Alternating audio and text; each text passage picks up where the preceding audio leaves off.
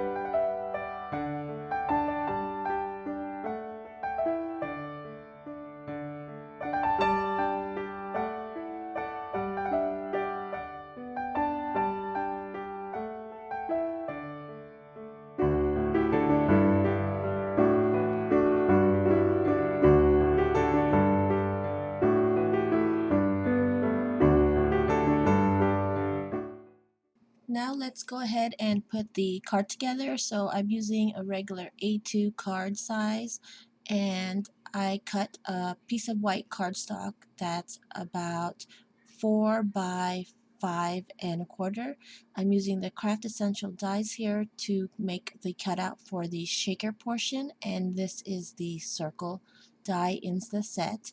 Right now I am stamping the sentiment from the Gnome stamp set from Fawn, and I'm just making sure that the spacing of the shaker hole and the sentiments are correct.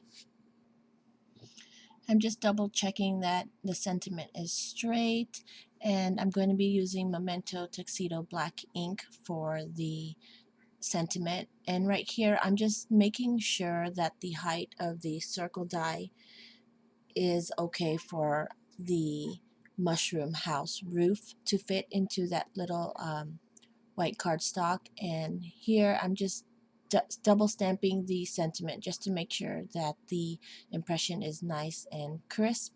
And then also I'm placing the heart underneath the sentiment, and I'm just using a red pigment dye ink. You'll see that it's not as wet or opaque as I'd like, so I do stamp it several times just to make sure that the heart is a full solid red color. And then now I'm ready to run this die cut through my machine. So that's what it looks like with the circle cut out. And then I also cut out a piece of craft cardstock because that's what's going to be the inside of the mushroom. And now I'm just trying to line up the white cardstock with the card base so that it's nice and even. I put some adhesive on the craft cardstock, so that's going to be my guide when I put the shaker together. Now I got some acetate here, the Cat Scrappiness A2 size acetate, and I'm just trimming it to size. Then I adhere it with some tape adhesive around the border of the circle die cut on the back side. Next I have this heart punch, and I just cut it out of red cardstock, and I'm going to adhere this into the center of the craft circle. Then I'm going to start assembling the mushroom roof. I cut it out in red cardstock, and then I also cut it out in white cardstock because I wanted to put that white inside the red, and I adhered some washi tape in the back of the red cardstock, so that's how I'm going to adhere the white circles to the mushroom roof. You could use any tape, or you could even cut out a piece of white cardstock, but I think it's easier that I just cut it out in both colors. And that's what it looks like. Now I'm just trimming off any excess washi tape that's sticking out of that mushroom roof, and I'm just aligning my front of the card to the base, and I'm going to adhere that roof to the top with just some liquid adhesive right there. I cut out all the images that I had colored, and now I'm going to adhere them to the front of the shaker portion. This is one of the cards that I made, so this is part 1. I will have a part 2 video of this second shaker card, so stay tuned for that. It'll probably go up next week on Wednesday. So here I'm just adhering the mushroom and the cute little gnome sitting atop of it, and I want to leave the center of that shaker window pretty much unobstructed so that you could see the shaker bits inside. And now I colored a little bit more of the grass die cuts that I had cut out, and now I'm just trying to lay them on the front of the card to cover the bottom of the round shaker portion window. So that is what I ended up with using those images. Now I'm going to start assembling the shaker portion of the card, the little foam wall, I guess you can say. So I have some fun foam here that I used the same circle die cut. I cut it through the fun foam, and then I just cut 2 layers of it, and I'm adhering it with liquid glue, and I made sure to cut it a little bit smaller than the actual top part of the shaker portion just so that it does not stick out. Okay, now it's perfect. It fits. Now time for the good stuff. I put some clear confetti sequins inside, and then I put some glass beads. These are from the Craft Medley brand, and then also the new mushroom sprinkles from Cat Scrappiness, and that is part of the September release. Now I'm adding some liquid adhesive to the fun foam, and it's time to close up the shaker portion of the card. And there you go. That is my mushroom shaker card for you guys. And again, there is a part 2. I will be creating another shaker card using some more dies and also the mushroom sprinkles. So stay tuned, and I hope you enjoyed this video, and I'll see you again. Bye!